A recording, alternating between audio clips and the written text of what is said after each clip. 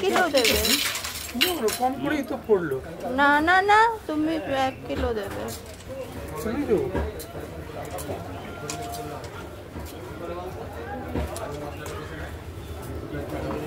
দেখে নিতে থাকেন মুস্তাফা, এমন কোনো ঘর নেই যে ছিঁড়ে না।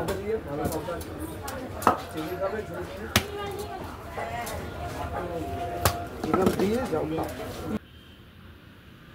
আজকে বাজার থেকে শিং মাছ এনে একটু পাতলা ঝোল করেছিলাম।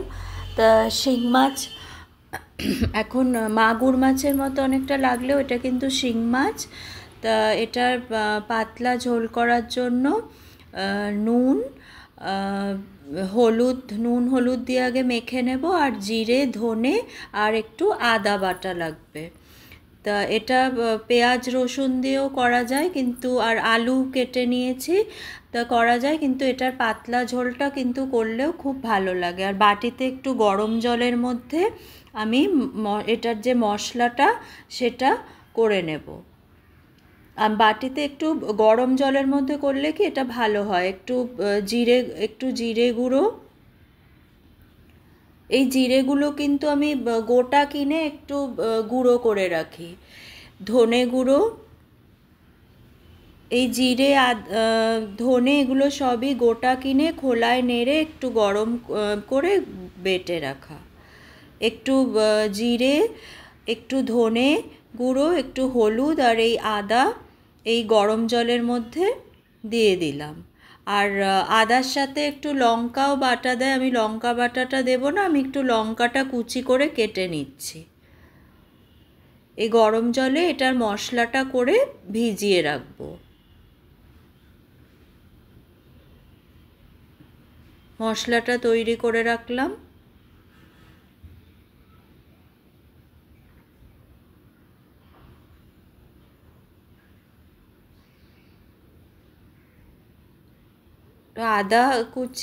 আদাটা একটু কুড়ে নিয়েছি আমি,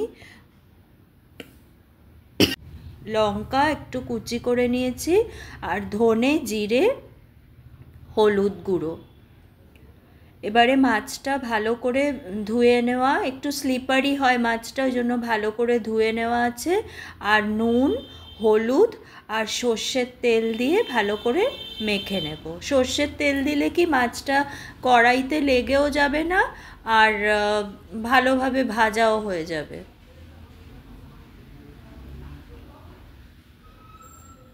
নুন হলুদ আর সর্ষের তেল দিয়ে মাছটা ভালো করে মেখে নেব।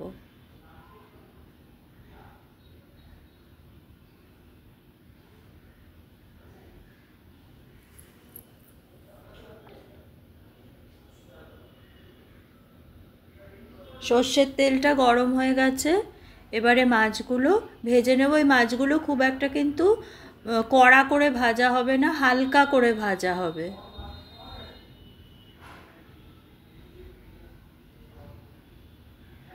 হালকা করে মাছগুলো অল্প করে ভেজে নেব।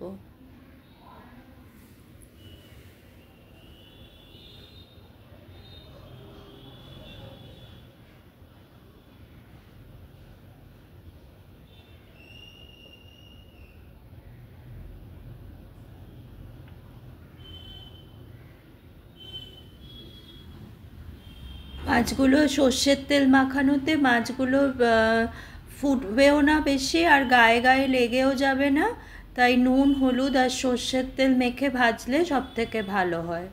মাছগুলো ভাজা হয়ে গেছে, এবার এই তেলে আলুগুলো ভাজা করে নেব।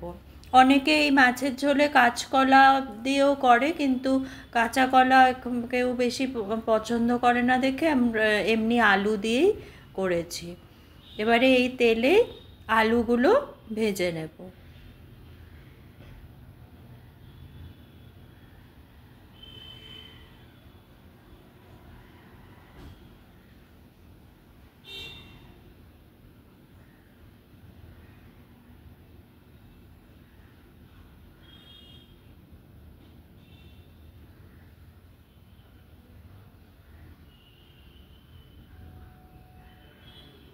একটু নুন দিয়ে দেব,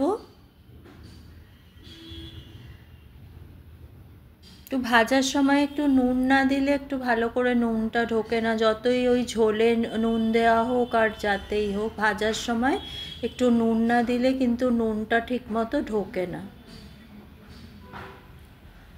আলুগুলোর মধ্যে একটুখানি নুন দিয়ে নিলাম।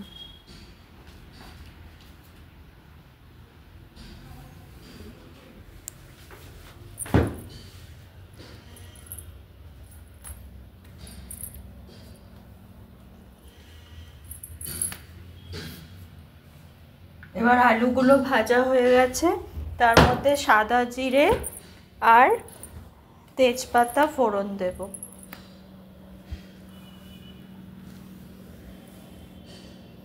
আর এই যে সাদা জিরে তেজপাতা ফোড়ন দিয়ে এই যে মশলাটা করে রেখেছিলাম গরম জলে, সেটা দিয়ে দিলাম।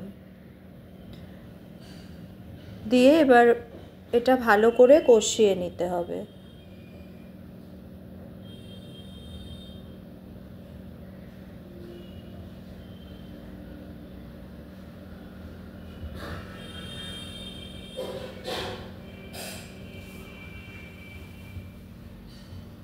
একদম কষানো শুকনো শুকনো হয়ে গেছে, মশলাটা একদম তেলটা মশলার থেকে বেরিয়ে গেছে। এবার একটা বাটিতে আমি জলটা গরম করে নিয়েছিলাম।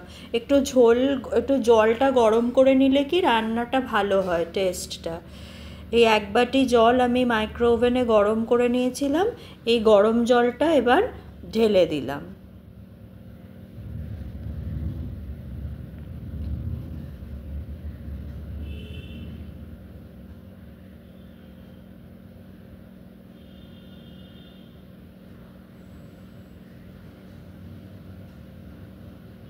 এবার ঝোলটা যখন ফুটে যাবে মাছগুলো দিয়ে দেব।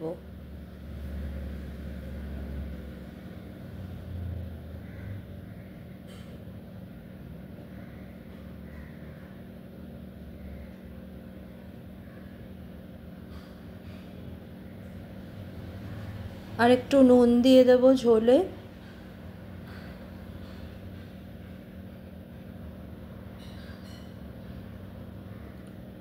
একটু হলুদও দিয়ে নিলাম, ওই মশলাটার মধ্যে হলুদ দেওয়া ছিল, মাছেও নুন হলুদ দিয়ে মাখা, তাও একটু দিয়ে দিলাম।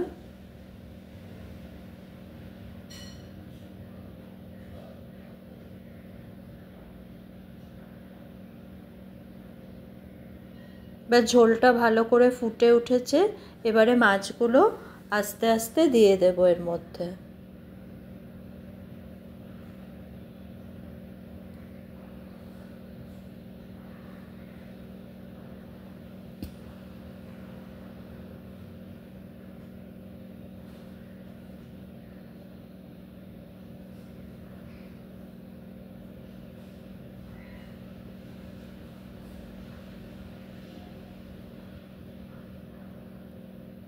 এবার এটা মাছটা ঝোলটা অন্তত 15-20 মিনিট ভালো করে ফুটালে ভালো হয়। ঝোলটা যত ফুটবে ভালো হবে।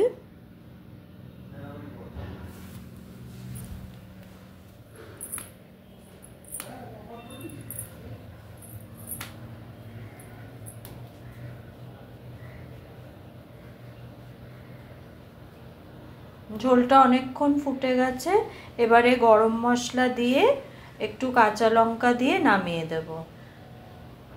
একটু গরম মশলা দিয়ে দিলাম।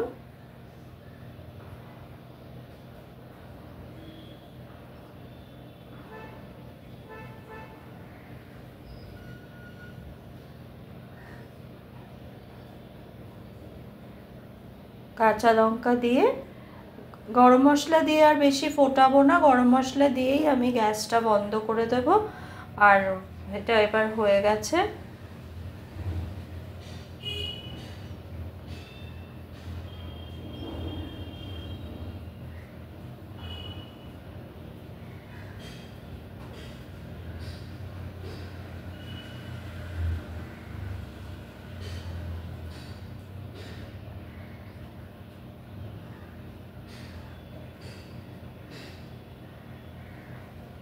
এটা খুবই সাধারণ এবং একটা কমন রান্না, পেঁয়াজ দিয়েও করা যায়, পেঁয়াজ রসুন দিয়ে শুকনো শুকনো করে, আবার পাতলা ঝোলটাও খেতে ভালো লাগে।